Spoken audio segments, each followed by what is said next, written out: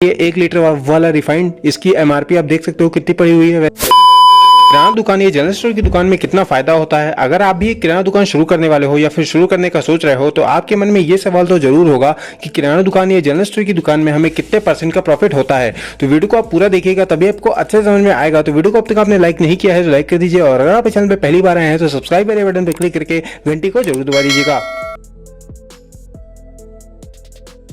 किराना दुकान में हमें 2 तरह के सामानों से फायदा होता है। पहला, वैसे आइटम जिसमें कि हमें 20 से 40% तक का फायदा होता है। जैसे कि अभी आप देख सकते हो मेरे पास एक स्वीट होम कंपनी का क्रिस्पो बिस्किट है जो कि एक दुकानदार को 3.5 रुपए में पड़ता है, दुकानदार इसे 5 रुपए में बेचता है। ठीक है, उसके बाद है ये किंग रॉयल की कोल्ड ड्रिंक जो कि भाई एक दुकानदार को 6 रुपए 25 पैसे के आसपास पड़ती है और दुकानदार इसे 15 रुपए या 10 रुपए में भी बेच सकता है। उसके बाद है ये नारियल जो कि भाई एक दुकानदार को 160 रुपए किलो या 170 रुपए किलो के आसपास पड़ती है और दुकानदार इसे 300 रुपए किलो तक के बेचता है। उसके बाद आता है ये 5 रुपए वाला नमक जो कि भाई एक दुकानदार को 3 रुपए में पड़ता है और दुकानदार इसे 5 रुपए में बेचता है। उसके बाद आता है ये 1 किलो वाला नमक जो कि भाई 6 रुपए 40 पैसे का पड़ता है एक दुकानदार को और दुकानदार इसे 10 रुपए में बेचता है। उसके बाद आता है ये 1 लीटर वाला रिफाइंड, इसकी एमआरपी आप देख सकते हो कितनी पड़ी हुई है। वैसे इसका रेट अचानक से घटा बढ़ा करता है तो वो आप देख लीजिएगा। अभी मुझे ये 98 रुपए का पड़ा है और मैं इसे 120 से 110 रुपए के आसपास बेच देता हूँ।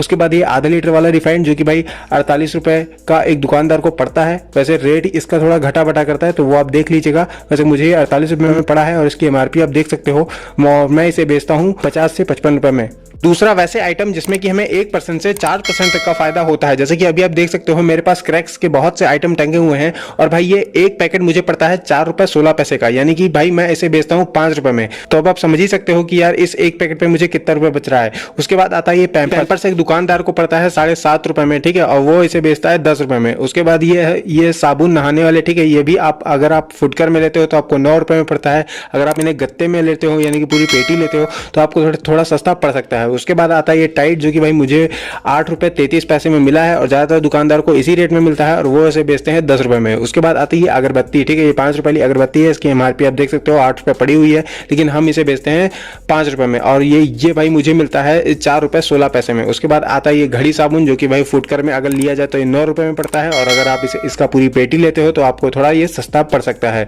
उसके बाद आता है ये थम्स अप स्प्राइट जो कि भाई 35 रुपए में आपको, अगर आप एजेंसी से रहते हो तो आपको खरीद में पड़ता है 35 रुपए में और इसकी एमआरपी है 40 रुपए और दुकानदार इसे 40 रुपए में बेचता है। उसके बाद आता है ये सिगरेट, तो भाई सिगरेट दुकानदार को 6 रुपए में पड़ता है और दुकानदार इसे 7 रुपए या 8 रुपए में भी करके बेचता है। उसके बाद आता है दूध, तो ठीक है, ये पैकेट वाला दूध है जो कि भाई जिसमें कि आप जानते ही हो 1 रुपया 50 पैसे बचते हैं और भाई ये एक 10 रुपए वाला दूध है जिसमें कि भाई ये मुझे मिला हुआ है 9 रुपए में और ज्यादातर दुकानदार को 9 रुपए या कुछ पैसे में पड़ता है और वो इसे 11 या 10 रुपए में भी बेचते हैं। तो अब आप अगर मान लीजिए कि आपके दुकान पर एक दिन की सेल 1500 से 2000 होती है तो उसमें से आपका नेट प्रॉफिट, ठीक है, मैं नेट प्रॉफिट की बात कर रहा हूं, 250 से 300 रुपए होगा। और इसी तरह से अगर आपकी सेल ज्यादा होती है तो उसी में आपका नेट प्रॉफिट भी ज्यादा होगा। तो वीडियो आपको कैसे लगी कमेंट करके जरूर बताइएगा और ऐसे ही और वीडियोस को देखने के लिए वीडियो को लाइक करके चैनल को सब्सक्राइब जरूर कर लीजिएगा।